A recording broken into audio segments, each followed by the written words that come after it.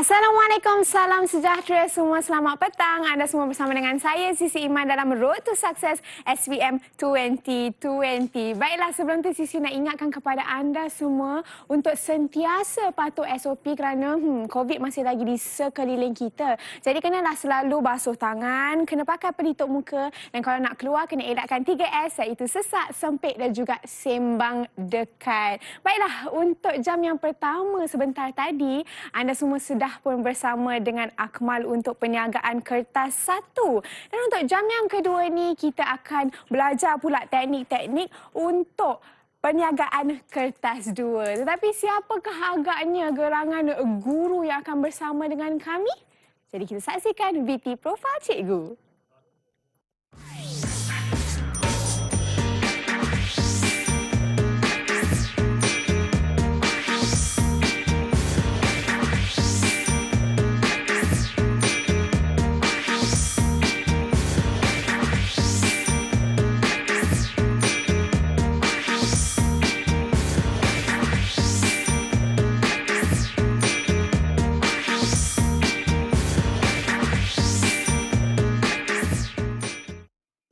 Itu dia guru yang akan bersama dengan kita. Tapi bukan akan sebenarnya. Beliau sudah pun berada bersama dengan Sisi. Assalamualaikum Cikgu Hamzi. Sihat? Iman kan? Ya betul Cikgu. Kalau nak panggil Sisi ke panggil Iman? Boleh Cikgu. Mana-mana pun boleh. Sisi pun boleh, Iman pun boleh. Panggil Iman je lah. Okey. Selalunya kan Cikgu, saya punya keluarga je yang panggil Iman tu. So Cikgu boleh jadi keluarga saya. Okey Cikgu. Cikgu mengajar di SMK Raja Jumaat Port Dickson Negeri Sembilan. Wah, lalu roadblock lah Cikgu nak ke sini. Lalu Alhamdulillah semua line clear.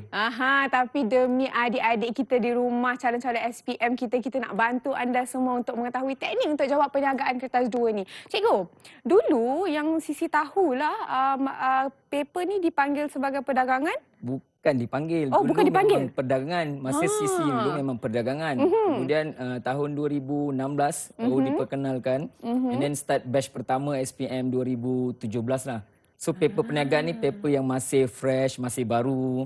So memang orang di luar sana ramai yang tak tahu paper ni kita dah start dah di peringkat SPM.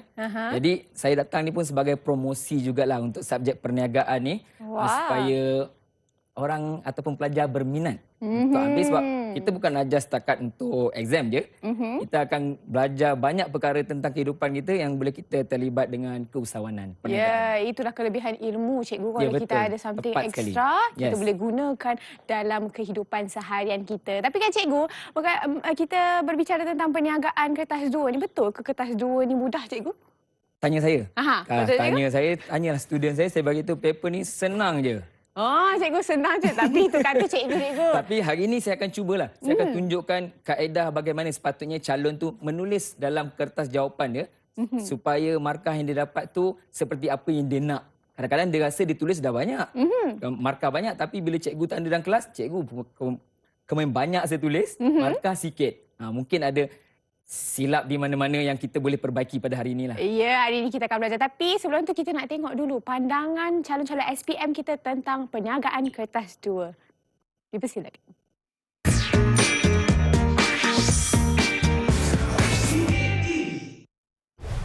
Bagi saya, kertas 2 perniagaan bahagian B amat mudah untuk diskor kerana pelbagai perkara yang berlaku di sekeliling kita dapat dikaitkan untuk menjawab kertas perniagaan 2 bahagian B. Bagi saya, bahagian A senang untuk diskor kerana kita hanya perlu membaca nota dan mengetahui teknik-teknik untuk menjawab soalan. Bahagian C ni saya lebih mudah skor sebab dalam tu ada petikan dan saya perlu baca dan fahamkan. Soalan yang diberi biasanya berkaitan dengan petikan itu sahaja.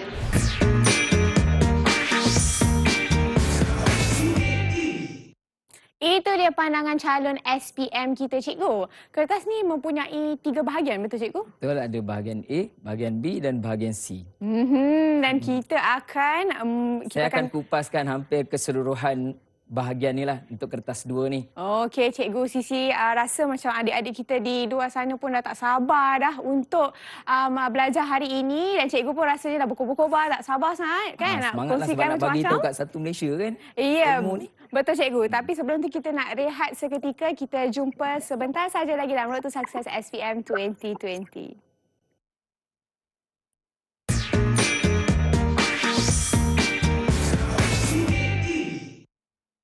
14 hari kuarantin diri. Kuarantin diri bermaksud mengasingkan diri bagi memutuskan rantaian jangkitan kepada orang lain. Siapa yang perlu lakukan kuarantin diri? Individu yang baru pulang dari luar negara, kontak rapat kepada kes positif COVID-19. Sila ambil langkah-langkah berikut. Sentiasa berada di rumah dan pastikan anda boleh dihubungi setiap masa. Hadkan pelawat dan senaraikan semua pelawat yang menziarahi anda. Amalkan adab batuk yang betul.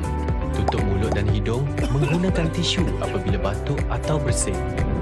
Buang tisu yang telah digunakan dalam tong sampah bertutup dan cuci tangan serta-merta. Kerap cuci tangan dengan air dan sabun. Elakkan perkongsian peralatan makanan dan penjagaan diri.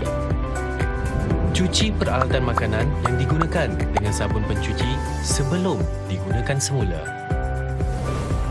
Disinfeksi permukaan yang kerap disentuh. Buka tingkap untuk pengudaraan rumah yang baik. Jika bergejala, sentiasa pakai penutup mulut dan hidung. Tinggal di bilik berasingan dan jarakkan diri 1 meter daripada orang lain. Dapatkan rawatan dengan segera di fasiliti kesihatan terdekat.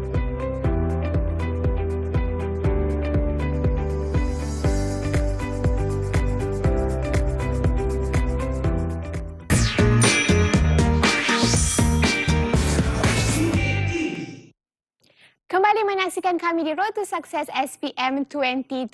Baiklah, tadi masa break dah cuci tangan ke belum?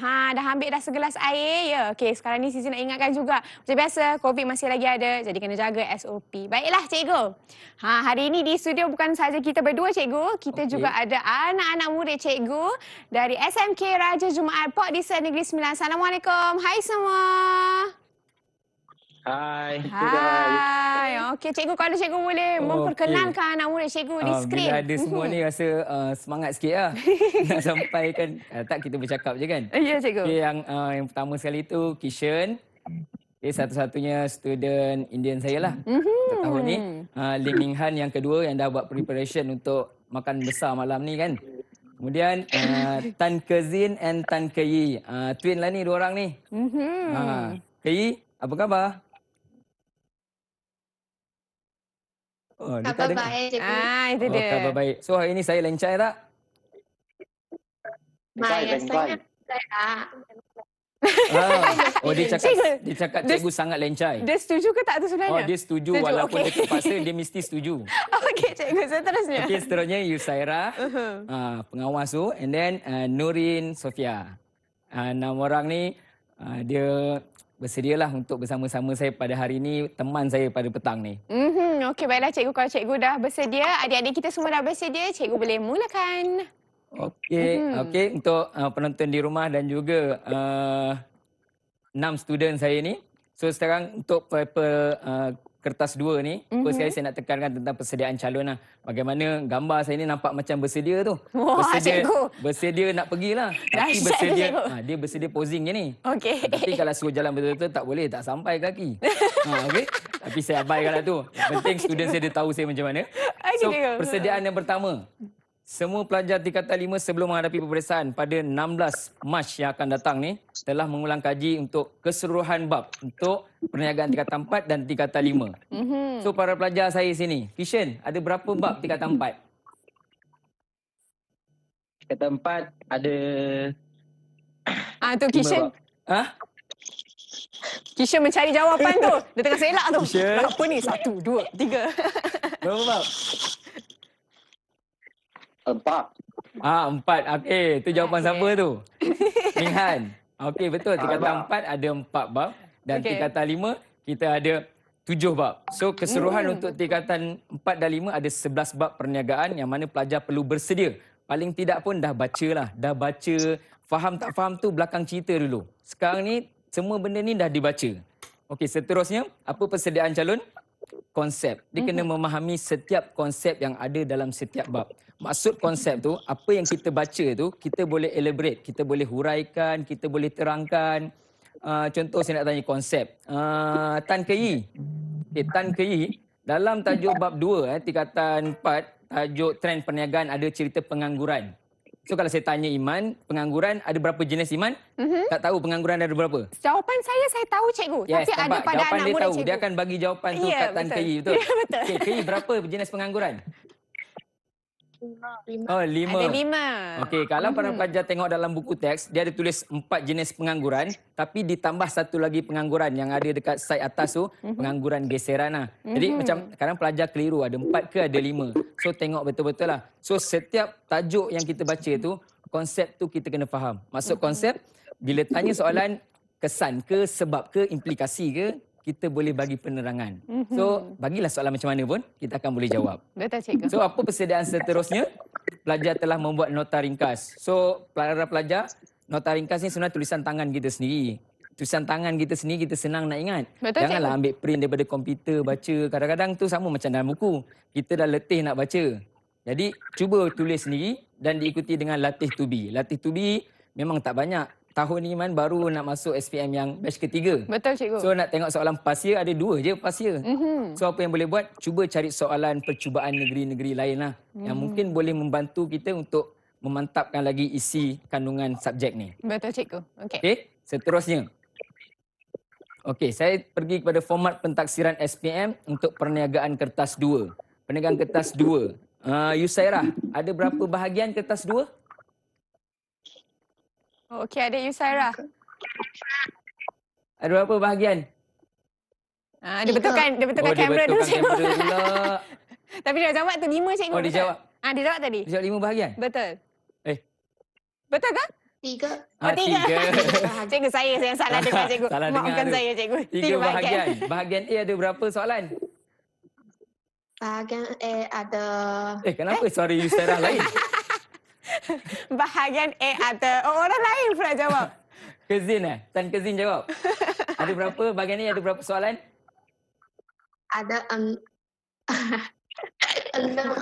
Betul, dia cabaran sikit sebab saya tahu student sekarang dah ready untuk SPM yang akan datang paper yang awal ni. So bila paper perniagaan ni 16 Mac, dia rasa macam nanti dululah kita review. So tak apa, saya tunjukkan balik sebagai refreshment balik. Bahagian A, bahagian B, bahagian C. Bahagian A 6 soalan. Tapi pelajar wajib pilih 5 saja.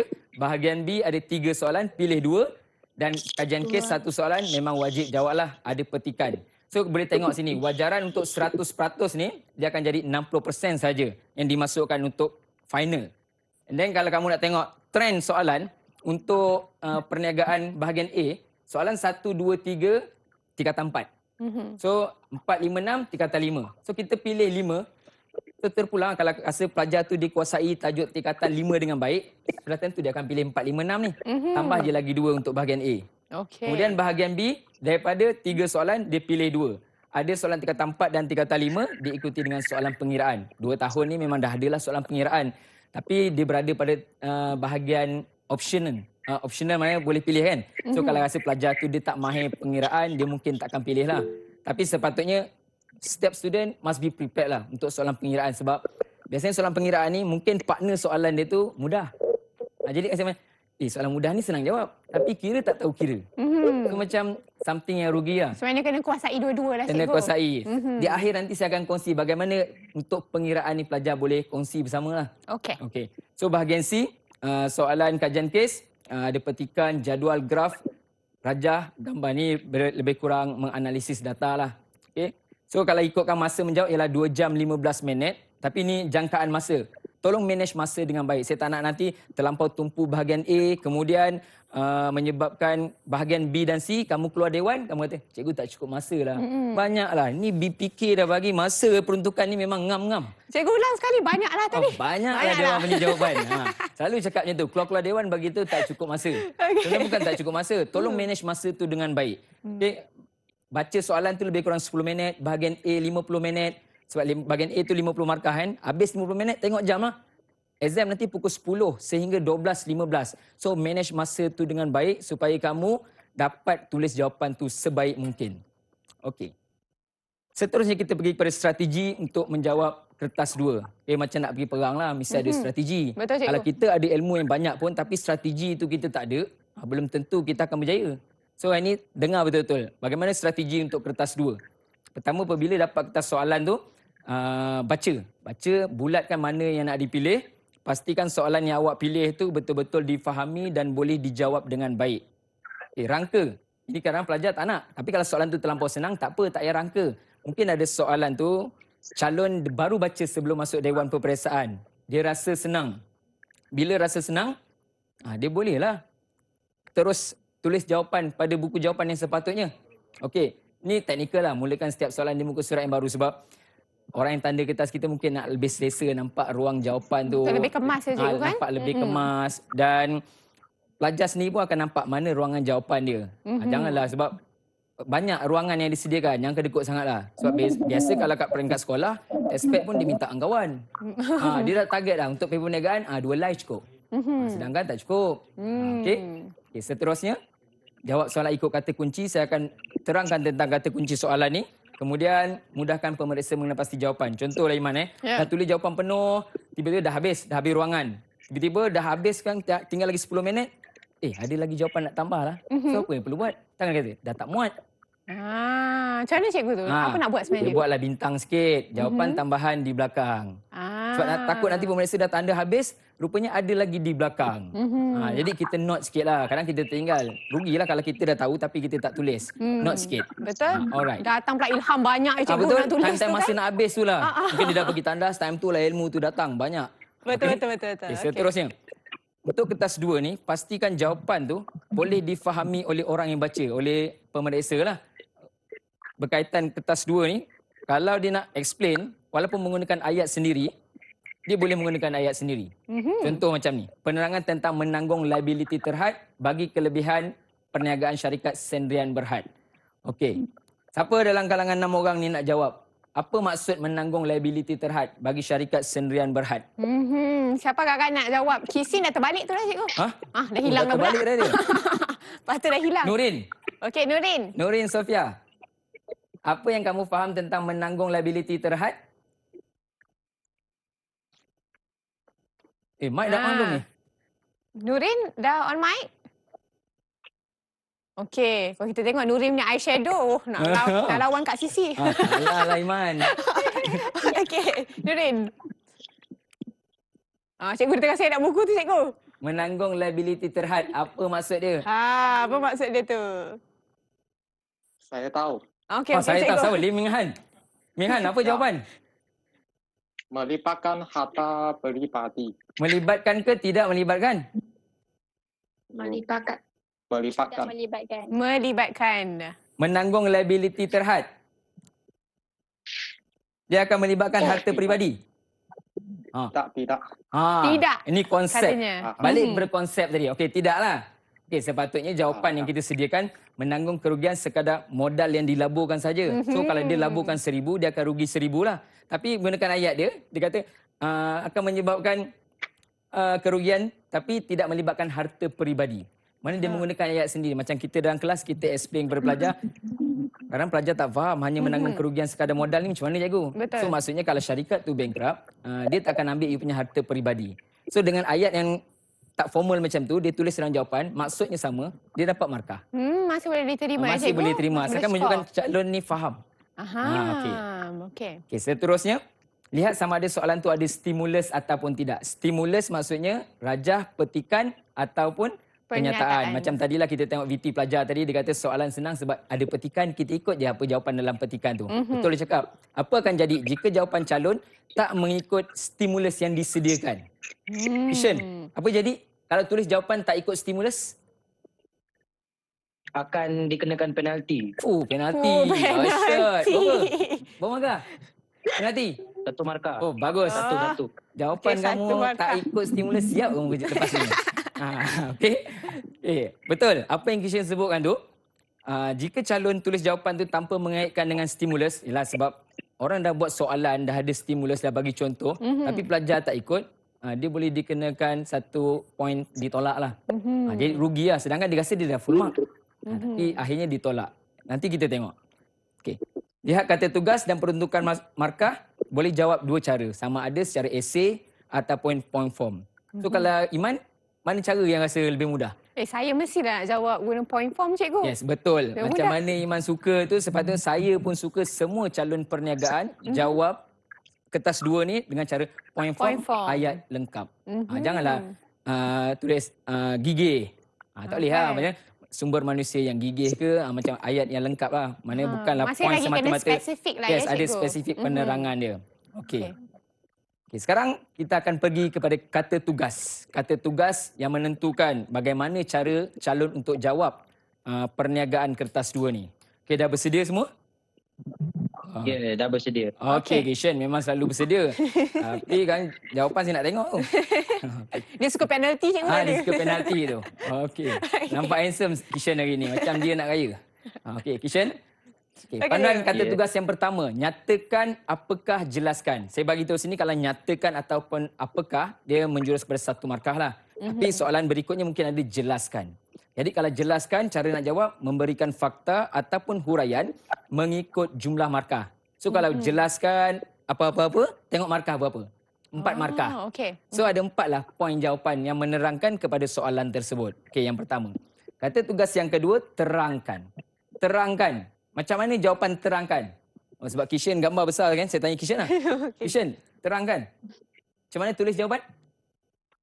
Tuliskan fakta persoalan diikuti huraian atau penjelasan. Contoh diri dalam stimulus lah. Kalau dia ada bagi nama syarikat atau nama sendiri, dia kena tulis nama dia lah. Jawapan ni macam jawapan dalam buku lah. Wah, cikgu. Dahsyat lah, Kishan. Kishan betul. Dia kata terangkan tu, jawapan tu mesti ada fakta diikuti dengan penerangan. Dan fakta penerangan tu sama ada contoh ambil dalam soalan ataupun contoh sendirilah. Okey, terangkan. Sebab kalau terangkan, tengok dalam soalan SPM perniagaan, markahnya genap. 2, 4, 6, 8. So kalau calon bagi 8 pun semua fakta, dia hanya akan dapat 4 markah dia. Dia tak ada penerangan lagi. Jadi rugilah. Maksudnya memang kena, cikgu. Fakta, huraian dan juga contoh. Huraian tu boleh dikatakan sebagai contoh. Huraian tu atau contoh. Atau contoh. Okey, baik, Okay, cikgu. seterusnya, kata tugas yang ketiga, bezakan. Bezakan senanglah, memberi ketidaksamaan. Tapi yang penting, calon lebih baik buat dalam bentuk jadual. Sebab kita boleh nampak sebelah-sebelah kan. Betul, lebih jelas ya, cikgu. Lebih jelas, lebih senang begitu. Okay, kata tugas yang keempat, bandingkan. Okay, Iman, kalau tengok perkataan bandingkan. Kalau saya kata bandingkan antara Kishan dengan Yusairah, macam mana Iman akan jawab? Kishan tidak memakai tudung, Yusairah mesti nak pakai tudung. Okey, 2 markah. Lagi kalau saya nak 4 markah? Kalau cikgu tanya saya jadi macam gelabah cikgu nak jawab. Okey. Apa lagi? Sama ada dengan Kishan dengan Yuzairah. Kishan handsome, Yuzairah cantik. Itu macam sama kan? Lebih kurang sama. Okey, tapi Macam mana, cikgu? Sebenarnya bandingkan bukan bagi jawapan hanya perbezaan semata-mata. Okey. Dia perlu ada persamaan dan perbezaan. Betul. So macam kalau kita nak bandingkan, nak dapat markah penuh, mesti ada cerita sekurang-kurangnya 1 persamaan diikuti dengan perbezaan ataupun persamaan yang banyak diikuti 1 perbezaan. Okey. Kebanyakan calon bila dia ingat banding sama macam beza. Semuanya Baik, beza-beza. soalan tu buat beza je. Tapi ingat ada perbezaan antara kedua-dua kata kunci ni. Okey, thank you Iman, tolong jawab tadi. Okey, cikgu. Okay. Mengapakah ataupun bagaimanakah? Soalan ni lebih kepada soalan kebat. Okay, jadi calon kena fahamlah kalau mengapakah. Okay, mengapakah calon perlu jawab ikut jumlah markah yang diperuntukkan. Maksud jumlah markah yang diperuntukkan, contoh soalan, you kena bagi jawapan dalam bentuk sebab, kalau bagaimana tu kaedah. Okey? Baiklah, seterusnya. Kata kunci yang berikutnya dalam ingatan saya lah.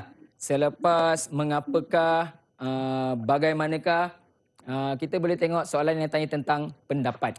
Cikgu, saya memang nak tahu pasal pendapat tu, cikgu. Tetapi kita akan bagi tahu selepas commercial break. Jadi kita nak berehat seketika dan kembali selepas ini dalam Road to Success SPM 2020. Okey.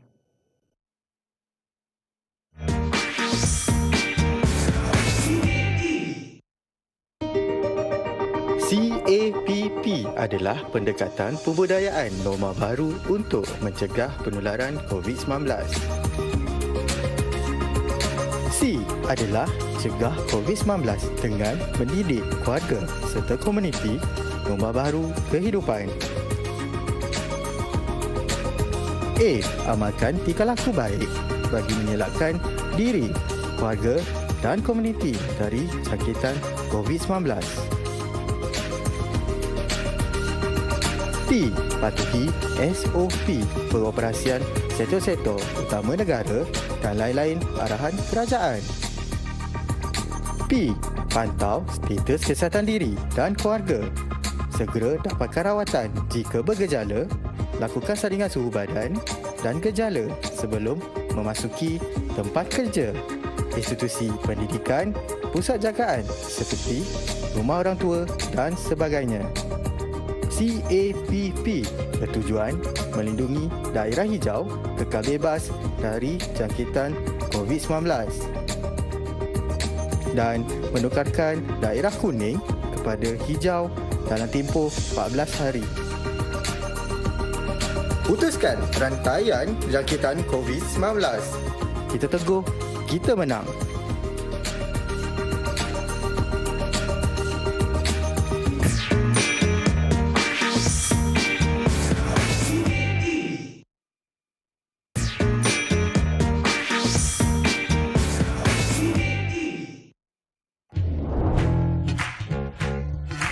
Apa itu disinfeksi? Disinfeksi merupakan tindakan pembersihan permukaan yang tercemar dengan kuman menggunakan bahan disinfeksi komersial yang mengandungi 70% alkohol, cecair peluntur yang mengandungi 5% kepekatan sodium hypochlorite atau sabun pencuci.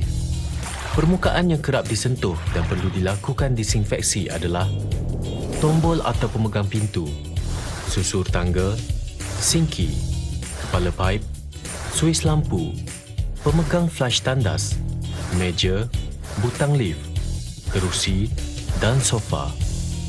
Alatan yang perlu disediakan termasuklah mop, baldi, kain lap, bahan disinfeksi komersial, air, botol penyembur, sarung tangan getah, penutup hidung dan mulut dan penyedut habuk. Terdapat pelbagai jenis bahan disinfeksi komersial dan penggunaannya adalah berpandukan kepada label pada botol. Contohnya, sukatan untuk cecair peluntur adalah 1 liter cecair peluntur ditambah dengan 9 liter air. Persediaan perlindungan diri sebelum memulakan disinfeksi. Cuci tangan dengan air dan sabun, pakai sarung tangan getah dan pakai penutup mulut dan hidung. Disinfeksi boleh dilakukan secara lap, mop atau semburan. Disinfeksi secara lap dan mop dilakukan dengan cara pergerakan sehala. Peringatan: pastikan anda tidak menambah bahan lain ke dalam cecair disinfeksi bagi mengelak tindak balas yang tidak diingini. Setiap bancuan cecair disinfeksi hanya boleh digunakan sekali. Cuci tangan sebelum dan selepas melakukan disinfeksi.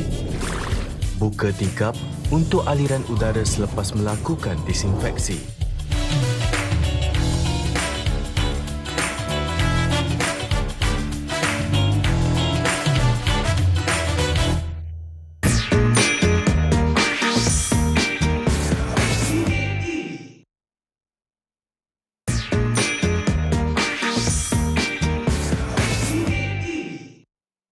Kepentingan jarak sosial dalam pencegahan COVID-19. Jarak sosial merupakan satu cara yang berkesan untuk memutuskan rantaian penyebaran COVID-19. Bagaimana anda boleh melakukannya?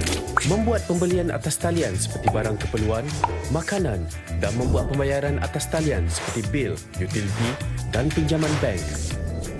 Jika terpaksa berurusan di luar, pastikan anda mengamalkan jarak sekurang-kurangnya 1 meter daripada individu lain seperti membeli makanan di restoran, mengisi minyak di stesen minyak, membuat urusan di ATM atau bank, membeli barang keperluan di pasar raya, menggunakan kemudahan pengangkutan awam, membeli ubat di farmasi.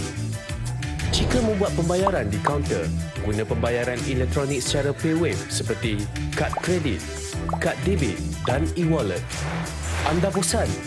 Lakukan aktiviti fizikal di rumah seperti melakukan regangan, berjalan sekitar rumah, berlari setempat, naik dan turun tangga, lompat tali, dan berkebun. Jangan anjur atau hadir majlis sosial atau keagamaan seperti majlis hari jadi, majlis perkahwinan dan ceramah agama.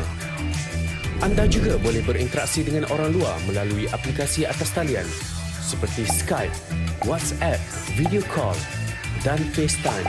Letakkan tangan di dada sebagai tanda hormat dengan ucapan salam bagi menggantikan bersalaman dan bersentuhan. Jauh semeter namun kekalkan interaksi. Bersama-sama putuskan rantaian COVID-19.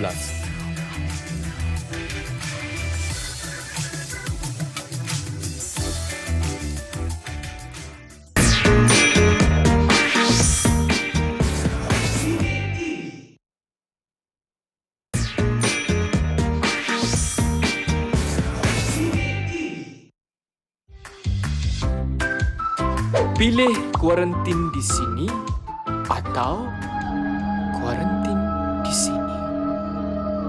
Pilihan di tangan anda.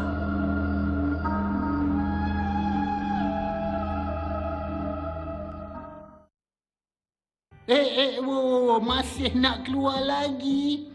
Duduk rumah je lah. Ingat, elakkan 3C. Crowded place, kawasan sesak, elak. Confined space, kawasan sempit, elak. Close conversation, jaga jarak bila bercakap. Kalau kita elakkan 3C ini, susah virus nak tersebar. Patuhi SOP, ikut syarat PKPP. Lindungi orang berisiko tinggi, jaga penjarakan fizikal. COVID-19 tak pilih mangsa. Awak boleh kena, awak boleh kena, semua boleh kena. Ingat, sama-sama kita jaga kita. Budayakan norma baru. Bersama-sama kita putuskan rantaian COVID-19.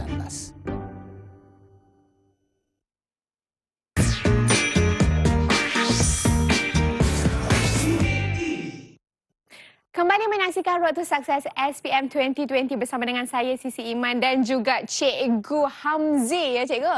Ya. Okey, kalau tadi kita berhenti di mengapakah ataupun bagaimanakah, selepas ni kita akan lihat huraikan. Betul, Cikgu? Betul. Mana Iman tahu? Mestilah saya tahu, Cikgu. Saya boleh baca Cikgu punya slide selepas ni nak ke mana. Betul. Tapi sebelum tu saya nak ingatkan kepada anda semua untuk sentiasa patuh SOP, okey? Silakan, Cikgu. Okey, saya sambung untuk kata tugas yang seterusnya, kata tugas yang ke-6 iaitu huraikan. Kalau huraikan, cara tulis jawapan mesti ada fakta, ada huraian, ada contoh. So markahnya akan jadi 3, 6 ataupun 9. Seorang calon dia tak pasti mana satu fakta, mana satu huraian, mana satu contoh. Jadi sini saya tunjukkan fakta tu berkait terus dengan soalan. Soalan tu minta huraikan apa. So apa yang dia nak huraikan tu, yang pertama tu ialah fakta. Yang kedua, huraian pula menjelaskan fakta yang ditulis. Apa fakta yang ditulis, dia try elaborate, try terangkan. Diikuti dengan contoh. Contoh, ambillah contoh-contoh sebenar ataupun yang ada dalam soalan, baru dia boleh dapat markah lengkap. 3, 6 ataupun 9. Okay. Kata tugas yang seterusnya. Ni Iman, beri pendapat. Cadangkan ataupun kemukakan, setuju atau tidak, wajar ataupun tidak. So sebenarnya soalan ni mudah bagi pelajar yang contoh dia tak tahu apa alasan dia nak bagi. Dia pilih je. Kalau soalan tu tanya setuju ke, tak setuju ke, jawablah satu daripadanya. Setuju. And then dia tak ada alasan yang lain pun, at least dia dapat satu markah lah. Kalau dia betul-betul tak tahu, janganlah tinggalkan kosong langsung. Rugilah kan cikgu kalau macam kemukakan tu. alasan, dia kata tak tahulah nak kemukakan yang mana. Ingat soalan kalau peringkat SPM yang tanya pendapat ni, biasanya jawapan dia bukan hanya ada satu. Dia akan ada dua-dua side itu akan ada jawapannya. Tapi kena tengoklah pemarkahan akan diberi untuk mana-mana skor yang lebih dominan lah. Okay, kadang calon dia memang suka jawab dua-dua. Ya, betul. Kalau biasa masa tu banyak, mula dia jawab ya, bagi alasan. Kemudian dia jawab tidak, bagi alasan. Sebenarnya kalau macam tu saya tanda dekat sekolah pun, kita akan tanda dua-dua. So kita tengok mana yang jawapan yang lebih banyak markah, itu yang markah kita bagi. Okey, cikgu. Jadi itu peluang untuk pelajar skor lah. Okay, seterusnya kata tugas yang ke-8. Sejauh manakah anda bersetuju? Sejauh mana tau, bukan jauh nak pergi mana. Dalam soalan ni sejauh mana dia boleh berfikir, bincangkan, beri komen anda. So bagaimana nak tulis jawapan ni? Apa yang korang bercakap ni? Ke-I ke? Tan ke-I? Sebab dia bergaduh tu, berebut hotspot wifi kat rumah. Oh ya. Ke-I dengan ke-Z tu. Okey, Kak Ke-I, macam mana mau tulis jawapan? Pasti pilih satu pilihan. Sejauh manakah anda bersetuju? pilih satu jawaban. Satu jawapan, Pasti pilih satu pilihan. Kena pilih satu pilihan satu je. pilihan. Oh, tak tepat ni, Kak Yi. Tengok jawapan saya. Tindakan calon sepatutnya. Calon perlu bagi jawapan positif dan negatif ataupun kelebihan dan kekurangan. Kalau dia bagi satu, boleh, tak ada masalah. Tapi dia akan kekurangan markah. Contoh dia bagi jawapan yang positif je. Itu dia kata, apa lagi saya nak tulis? Dah tak ada idea. Sedangkan jawapan sepatutnya dia tulis, negatif ada, positif ada, kelebihan ada, kekurangan ada. Banyak markah, nampak? Memberi pilihan jawapan yang banyak untuk calon mengikut peruntukan markah yang diberikan. Okey, Keyi ingat. Kalau keluar soalan, jangan rugikan markah kat situ. Okey, seterusnya kata tugas yang ke-9, hitungkan. Hitung kira samalah. So, wajib hafal formula. Sebab apa saya kata wajib hafal formula? Dengan menghafal formula saja, contoh dia tulis formula, dia tak kira pun. Dia dapat 1 markah. Sebab perniagaan ni, calon tu dia dah berusaha untuk hafal formula, kita akan bagi dia markah juga. Walaupun dia tak mengira. Jadi, saya memang galakkan pelajar-pelajar saya untuk menghafal formula yang sepatutnya lah. Okay, jadi, mengira, dia kalau ikut tingkatan 4, satu je soalan pengiraan, iaitu titik pulang modal. And then masuk tingkatan 5, tajuk penyata kewangan. Itu ada masuk akaun sikit lah. Tapi dia tak adalah totally macam akaun. Dia agak lebih mudah berbanding akaun. Jadi pelajar yang ambil akaun, ambil perniagaan, so sepatutnya memang tak ada masalah dia dapat A perniagaan ni. Tapi perniagaan ni orang kata kita tak boleh lari juga dari nombor kan cikgu kan? Betul. Mesti banyak pengiraan juga kan? Pelajar-pelajar saya yang tak ambil perniagaan pun memang meniaga je. Time PDPR pun tak boleh nak join, pergi meniaga. Okey. Jadi kan? Okey, tak apa. Seterusnya, okey, kita masuk kepada bahagian C. Bahagian C, soalan kajian kes. Soalan ni memang wajib. Wajib tu maksudnya markah tu diperuntukkan 20 markah tu, itulah nilai yang sepatutnya pelajar cuba dapat lah. Banyak cikgu 20 markah tu kan cikgu? 20 markah sebab tu saya tunjukkan gambar ni sebab dia memang kena gunakan sepenuhnya idea dia tu untuk menganalisis data yang ada. Macam mana nak tahu? Okay. Kita tengok. Apabila dapat kita soalan kajian kes ni, calon jangan buang masa baca kes. Dia ada petikan tau. Ada petikan, ada gambar, mungkin ada rajah. Jadi kalau pelajar terus baca petikan tu, dia akan hang tau. Sebab dia biasanya dalam dewan dah pukul 11 lebih nak jawab soalan ni. Dia baca petikan tak faham apa petikan tu. So nasihat saya, apa yang calon perlu buat, baca soalan dulu. Baca soalan, lebih kurang ada 4 ke 5 soalan. Tentukan soalan itu tanya bab apa.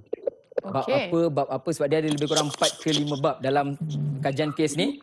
Kemudian daripada bab tersebut baru calon start baca petikan yang ada. Sebab apa? Kebanyakan kebiasaannya kajian kes ni soalannya disusun isunya tu ikut perenggan by perenggan. Okay, soalan A tu jawapannya ada dekat perenggan yang pertama. Begitulah seterusnya. Jadi saya harap calon semua boleh skor bahagian ni sebab dia banyak jawapan disediakan dalam kajian kes tersebut. Tinggal nak pick bawa keluar saja. Kena tahulah untuk kita betul-betul dia kena pasti soalan tu bab apa. Jadi dia bila kena pasti bab apa, bila dia baca petikan tu dia akan alert. Oh, soalan ni berkaitan dengan petikan pertama. Jadi dia akan dapatlah kat situ. Kebanyakan calon kadang dia rasa bahagian C ni susah. Sebab banyak sangat benda nak baca dan interpret data semua kan. Tapi kalau kena dengan cara yang betul, dia akan dapat markah yang banyak untuk bahagian ni. Siapa boleh skor 10 ke atas bahagian ni, itu bagi saya tu calon yang baik lah. Yang boleh dapat A.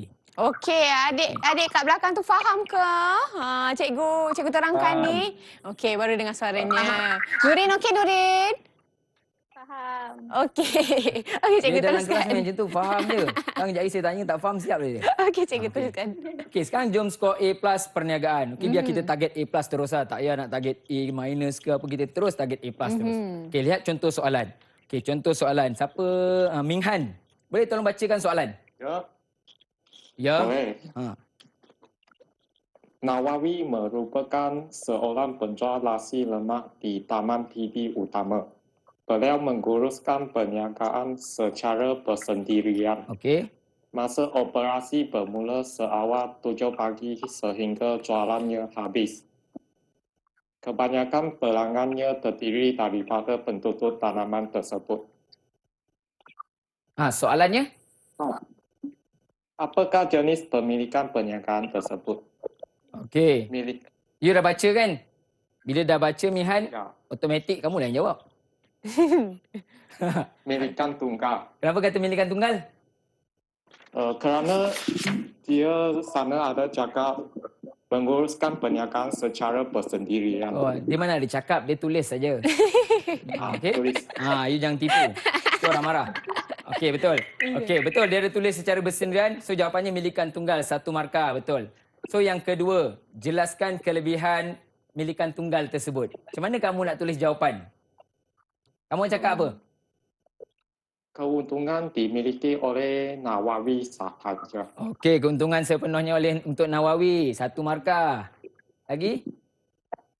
Bebas pengurusan masa, contohnya berniaga dari 7 pagi hingga jualan habis. Oh, pandai dia ambil stimulus. Itu yang saya nak calon jawab. Bila dia bagi jawapan tu, kalau dia kata bebas urus masa je, tu umum. Milikan tunggal memang tahu bebas urus masa. Tapi apa gunanya stimulus dah ada, ambil stimulus bawa keluar. Maksudnya dia mengambil berniaga daripada 7 pagi hingga jualan habis. Berniaga 7 pagi, 7 suku habis, tutup lah kedai. Apa lagi nak tunggu kan? Baru buka dah tutup. Dah habis. Kan? Okay, jadi tu 2 markah. Tak payah cerita selebihnya. Saya tunjukkan. Saya nak ingatkan kepada calon SPM supaya apa yang dia tulis tu berkait terus dengan soalan stimulus tersebut. Macam sekarang saya tunjuk keuntungan milik Nawawi. Kadang ada calon tulis keuntungan milik pemilik sepenuhnya. Umum. Kalau tu mudah ditubuhkan 1 markah, mudah diuruskan 1 markah, beban cukai rendah, bebas pengurusan masa. Semua tu jawapan umum untuk milikan tunggal. Dia dapat 4 markah, akhirnya ditolak 1 markah. Seperti Kishan cakap tadi, penalti. Penalti. Sebab apa? Dia tak ada kaitan dengan stimulus. Betul, cikgu. Paling senang nak kaitkan dengan stimulus, ambil nama. Bawa tuan nama. Dia sekurang-kurangnya sekali je. Jadi dia kata Nawawi sini, okay fine. Calon ni telah mengaitkan jawapan dengan stimulus. Okay, bagus Mihan. So, teruskan bagus kamu ni dalam SPM yang akan datang. Baguslah Minghan ni mesti dapat A+ ni. Betul. Okay, seterusnya soalan yang kedua. Baik. Kishan. Soalan kedua. Nampak handsome kacak bergaya lah Kishan hari ni. Okey, cikgu. Maklumat berikut berkaitan dengan objektif perniagaan syarikat Mega Sendirian Berhad. Menetapkan sasaran pengeluaran komputer riba sebanyak 150,000 unit pada tahun 2020 bagi memenuhi permintaan seluruh Malaysia. Peningkatan keuntungan setiap tahun sebanyak 10%. Terangkan ciri objektif perniagaan tersebut. Okey, ciri objektif. Apa tajuk ciri objektif? Ya. Ciri objektif apa tajuknya? Okey. Saya tidak pasti. Tak pasti pula. Cikgu, tadi sebenarnya dia cari ilham. Tapi tak jumpa kan. Saya tidak pasti. Tu Yusairah gelakkan dia tu. Mungkin Yusairah boleh bantu Dia gelakkan Kishan. Kishan tu. Okey. Ciri objektif apa tajuknya Yusairah? Objektif setahu saya ada smart. Oh, smart. Apa smart tu?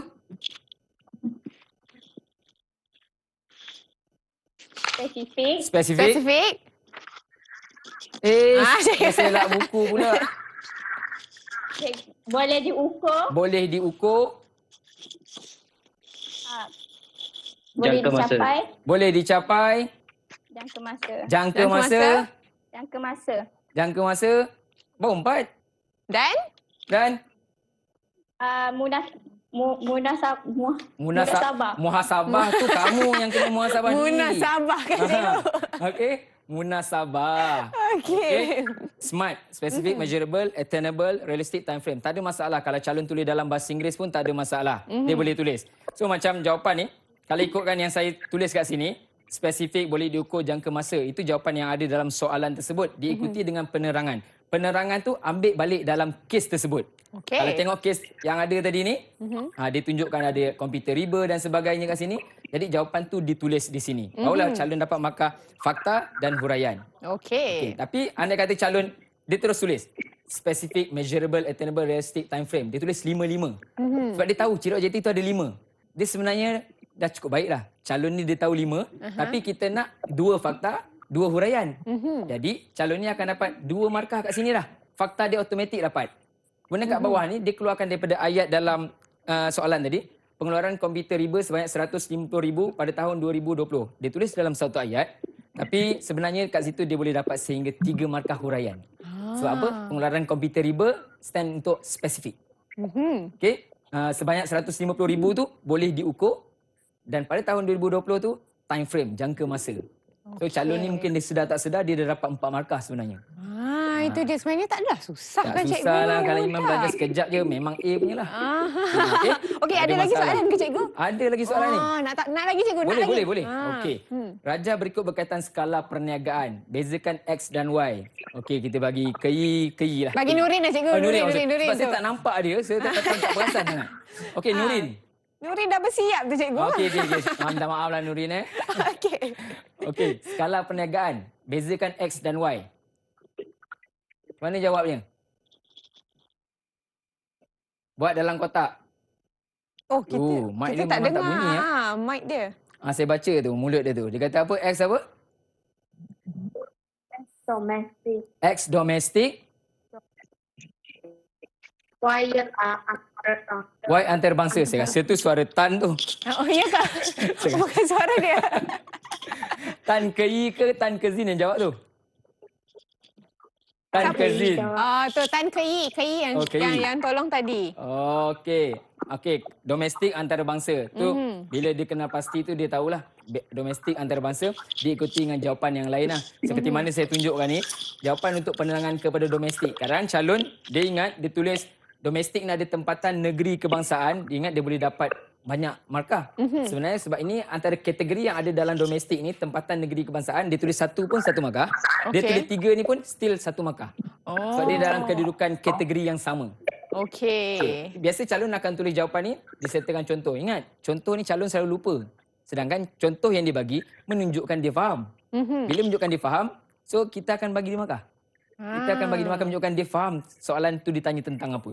Okey cikgu. Tapi andai kata kalau tak tersusun, Iman kalau tulis sini domestik, sini ditulis zone global. Tak sama kan, Tak cikgu? sama. Boleh dapat markah tak boleh? Rasanya boleh juga kot. Pandai. Memang boleh ambil perniagaan. Sebab masih lagi ada kan cikgu? Yes. Kalau dia tak berpasangan pun, tiada masalah. Dia akan dapat juga 6 markah untuk soalan ni. Maksudnya kita tahu, kita tulis je kat situ. Asalkan tulis je. Dia masalah je bila calon tak tulis lah. Kita tak tahu nanti apa kemampuan dia kan. Betul cikgu. Okey. Seterusnya, soalan bandingkan. Okey, yang tadi bandingkan, mesti nak tengok persamaan dan perbezaan. Okay, ini saya ceritakan sikit. Bandingkan syarikat Sendirian Berhad dan Berhad. So, bagi persamaan dan perbezaan. Okay, saya tunjukkan terus jawapan. Persamaannya, contoh kalau dalam jawapan yang disediakan ada 5 pilihan jawapan, calon tulis 5, dia kat sini dia dah boleh dapat 5 markah. Wow, banyak tu Contoh tadi markah 7 kan? So dia hanya perlukan 2 je lagi untuk perbezaan kat bawah. Contoh dia tulis bawah, untuk syarikat Sendirian Berhad, ahlinya 2 hingga 50. Untuk syarikat Mega Gemilang Berhad ni, 2 hingga tiada had maksimum. So kat situ, dia dah dapat full mark untuk soalan. Okay, ini soalan bandingkan. Okay, mengapakah sebuah perniagaan perlu melakukan prosedur tertentu dalam menguruskan sumber fizikal? Ini contoh soalan kebat. Okay, soalan kebat ni banyak sikit kena fikirlah. Asalkan calon tahu sumber fizikal tu apa. Sumber fizikal ada berapa? Siapa lagi saya tak tanya? Okey. Kita tanya ke Sin lah. Tan ke Sin. Sumber fizikal ada berapa? Saya jawab. Sumber fizikal ada 6. Okey, ada 6. Okey, apa prosedur urus sumber fizikal? Membuat bayar bulat dan penyelenggaraan dan insurans. Okey, penyelenggaraan baik pulih dan juga insurans. So dia tak tanya yang tu, dia tanya kenapa kena buat prosedur tu. Jadi kalau Iman pun sendiri saya tanya, untuk menjamin keselamatan pekerja, betul lah. menjimatkan kos penyelenggaraan. Okey, cukup ke Zin? Jangan bagi semua. Jangan bagi semua. Dia nak dapat markah penuh cikgu. Bagi lebih cikgu. Okey, maksud dia faham lah. Calon, sebab kalau soalan kebat ni, calon boleh bagi jawapan tu sebanyak mungkin lah. So, macam dia tahu kenapa perlu ada insurans untuk menjamin keselamatan pekerja, memastikan operasi perniagaan berjalan lancar. Tulis seberapa banyak yang dia rasakan sesuai. Okey, janganlah marah ke Zin, saya berhentikan kamu. Okey, jawapan tu memang ada banyaklah untuk soalan mengapakah ataupun bagaimanakah. Tapi bagaimanakah tu lebih kepada macam prosedur ataupun tata cara lah. Kalau soalan prosedur, calon mesti tulis jawapan tu ikut urutan lah. Kalau dia tak ikut urutan, dia bukanlah salah keseluruhan. Kita akan tengok mana urutan yang berturut lah. Contoh dia buat 1, 3, 5, 6. So kita ambil 1, 5 dengan 6. Okey. 3, sorry. 1, 4, 3, 2. Oh, dia terbalikkan turun cikgu. ni mana yang berturut. Okey. Dia tak adalah kita salahkan semua. Okey. Okey? Sikit lagi, huraikan. Huraikan, nampak macam soalan mat kan? Betul? Nampak soalan mat ni kalau calon perniagaan tengok ni, nangis juga ni. X tambah Y jumlah kos. Huraikan X dan Y. Okey. Man, pilih seorang. Okey, kita nak tanya siapa agak-agaknya. Okey, tak apa cikgu, kita minta dia orang angkat tangan cikgu. Okey, angkat tangan. Siapa nak jawab? Siapa yang nak jawab angkat tangan? Kita okey, semua banyak cikgu nak jawab. Kita bagi Tan Ke Yi lah. Okey. Ialah kos berubah. X Y kos ialah berubah. X dan Y. Kos berubah dan kos tetap. Kos berubah dan kos tetap. Nampak dia huraikan X dan Y, dia terus bagi fakta. Faktanya kos berubah dan kos tetap. Dua markah fakta. Okey, penerangan. Penerangan pula? Ke Yi?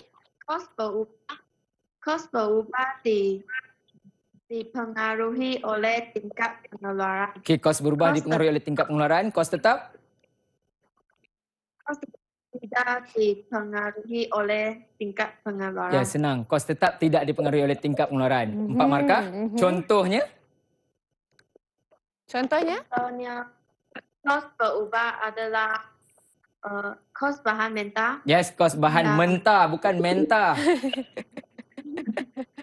Mentah. Lagi? Kos tetap? Sewa. Okey, betul. So apa yang dia bagi itu ikut fakta. Bagus lah cikgu. Right. Anak murid cikgu boleh jawab. Kalau tanya saya tu huraikan X dan Y. Saya cakap, tanyalah dia orang. Saya mungkin tak boleh jawab. Okey. Dia pernah jumpa soalan ni percubaan Negeri Sembilan hari tu. Okey, cikgu. Jadi dia dah ingat lah tu. Okey, begitu cara jawab soalan huraikan. Okey, seterusnya.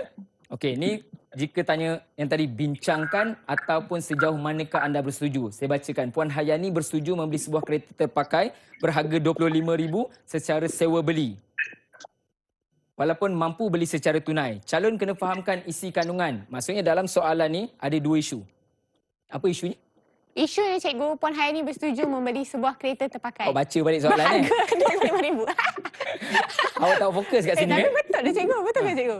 Betul. Betul kan? Isunya apa?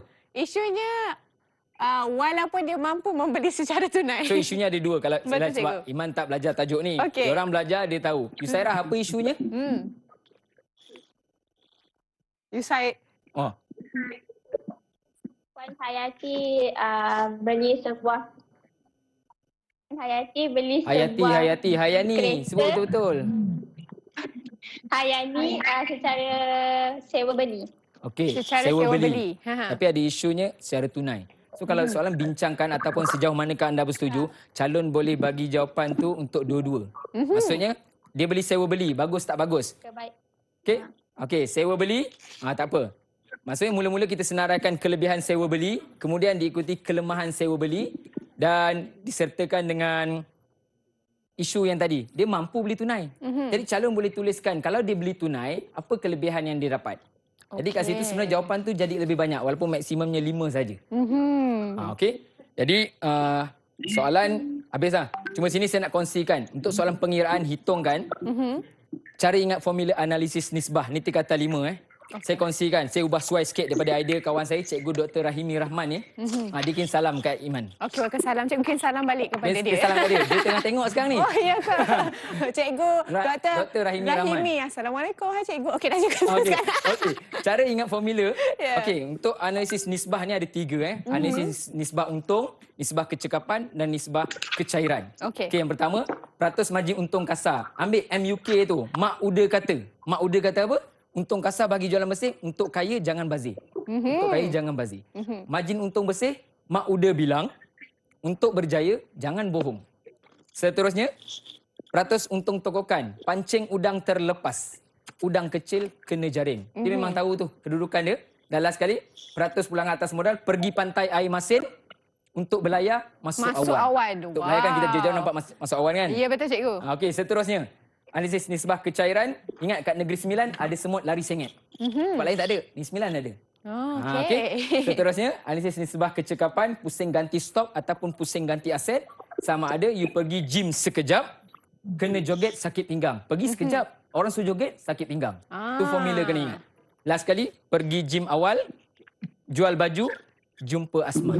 Itu dia cikgu. Okay, so the last one, untuk skor. Calon perlu tentukan berapa skor yang dia boleh dapat untuk final nanti. Sekarang kerja khusus semua dah ada. Kalau dia dapat 15 kat sini, so kertas satu paling kurang pun dia dapat 20. Calon-calon saya ni pun, saya tak naklah kamu sekadar lulus. Saya nak kamu dapat A. Saya terus pergi kepada A. Kalau kamu punya kertas 3 kerja khusus dapat 20 markah, kamu perlu dapatkan kertas satu lebih kurang 36. 36, so wajarannya ialah 18. Diikuti dengan kertas 2. Kalau ikut total ni semua, dia akan jadi 49/60. Tambah semua dapat 87A. Ni K tinggi ya ni. Ya, K boleh dapat A+ lah ni. Tapi anak murid cikgu dah, anak-anak murid di luar sana mesti boleh dapat A+. Memang betul boleh tak cikgu? punya. Mesti boleh. Sebab saya nak kongsikan, ini batch pertama saya untuk SPM Perniagaan. Diikuti dengan batch kedua. Dan sekarang batch yang ketiga sekarang yang sangat mencabar. Saya bagi itu mereka, kamu kena ingat, kamu batch pertama, kedua, ketiga, masih lagi orang akan bual-bualkan. Sebab ramai lagi orang tak tahu tentang perniagaan ni. So, you batch ke berapa? Saya batch ketiga perniagaan. Berapa you dapat? Saya lupa result saya. Kenapa lupa? Sebab tak bagus. Tapi kalau result tu bagus, dapat A, ni batch ketiga. Mak kau ni dulu batch ketiga, ayah batch ketiga, dapat A. So, saya nak semua calon di luar sana berusahalah untuk dapatkan A perniagaan. Jangan sekadar B ke C, cuba dapatkan A. Dan the last one, tolonglah berterima kasih untuk orang-orang sekeliling awak semua. Okay, ni mak ayah saya, isteri dan anak-anak saya. So, kita berterima kasih kepada orang sekeliling kita yang banyak support kita. Dan kepada pelajar-pelajar saya yang ada 6 orang ni pun, terima kasih datang pada hari ini. Dan terima kasih kepada semua yang ada hari ini untuk membantu saya menyampaikan ilmu kepada semua pelajar perniagaan SPM 2020 khususnya. Itu dia. Semestinya kita akan banggakan cikgu menjadi pioneer lah kan orang kata kertas perniagaan ni. Betul tak? Dan sangat-sangat bertuah sebenarnya bila kita tahu ilmu perniagaan ni boleh bawa sampai ke bila-bila. Sampai akhir hayat insyaAllah boleh. Sampai akhir hayat. Okey cikgu, kita tengok kita ada juga anak murid cikgu yang bakal menyambut Tahun Baru Cina. Ya, betul. Jadi kita nak wish lah cikgu. Okay. Gongsi Facai tu Tan Ke Yi, Tan Ke Zin. Lin Ming Han serta pelajar-pelajar Cina saya yang lain dan semua penonton yang akan menyambut Tahun Baru Cina. Selamat Tahun Baru Cina. Terus jaga SOP. Ya, itu dia orang kata kongsi facai ampau lai. Minta ampau pula. Okey cikgu, mungkin cikgu boleh kata-kata akhir lah. Nasihat yang betul-betul ini pecutan akhir ni cikgu. Kepada anak-anak murid cikgu dan juga anak-anak murid di luar sana. Sebagai persediaan SPM yang akan datang pada 22 hari bulan. So, semua pelajar perlu bersedia dari sudut mental dan fizikal. Tolong jaga apa yang sepatutnya dan jangan give up. Selagi belum dipanggil masuk ke dalam Dewan Peperiksaan tu, you must struggle. Sampailah, calon boleh masuk ke dalam Dewan Peperiksaan. Baru you stop study. Selagi belum dapat, you kena usahakan. Sebab apa? Result yang kamu dapat tu nanti, itu yang kamu akan pegang selama-lamanya. Jangan menyesal kemudian hari. So, all the best to all candidates SPM 2020. Cikgu, orang katakan kalau kita nak reda tu selalunya selepas kita dah jawab sampai habis tu pegawai pengawas peperiksaan tu nak ambil baru kita reda, betul tak cikgu? Sekarang ni tak boleh reda lagi. Jangan reda sekarang. Jadi yang satu saya ingatkan para pelajar berterima kasih dengan cikgu. Berterima kasih dengan cikgu, minta halalkan semua, minta maaf dengan cikgu supaya kita dapat kemudahan untuk menjawab peperiksaan yang akan datang. Okey. Kita nak ucapkan terima kasih kepada cikgu kerana sudi bersama dengan kita hari ini. Dan kita nak ucapkan terima kasih juga kepada adik-adik kita di belakang ni, Tan Ke Yi, Yusaira, Ming Han, Kesingtan, cikgu apa nama? Kishan dan juga Nurin. Nurin yang kita belum lihat lagi. Mungkin lepas ni dia akan banyak tutorial makeup dia lagi. Tadi dah pakai eyeshadow. Betul cikgu? Okey, jadi Sisi ucapkan kepada anda semua supaya nanti kena selalu study well lepas tu. Dan selepas ni kita akan tengok jugalah kan cikgu. Perniagaan ni paper dia memang sangat-sangat... Tak salah saya tahun ni lebih kurang 38,000 calon. 88 kot. 88,000 lah. Oh, okey cikgu. Dekat 90,000 calon. Ramai. Maksudnya nanti tahun depan mungkin akan lebih ramai ya cikgu. cikgu? Alamak, mungkin dia berminat kot. Bertambahlah anak murid cikgu. Tambah, Alhamdulillah, syukur. Okey, sekali lagi kita ucapkan terima kasih cikgu. Terima kasih banyak-banyak. Dan untuk esok pula kita akan bersiaran secara langsung juga pada pukul 3 sehingga pukul 5. Agak-agaknya kertas apa bersama dengan Afiq dan Akmal? Korang kena tengok baru tahu. Dan Sisi nak ucapkan juga Tahun Baru Cina kepada semua yang menyambutnya. Dan kita jumpa lagi dalam Road to Success SPM 2020 hari esok. Bye! Terima kasih cikgu.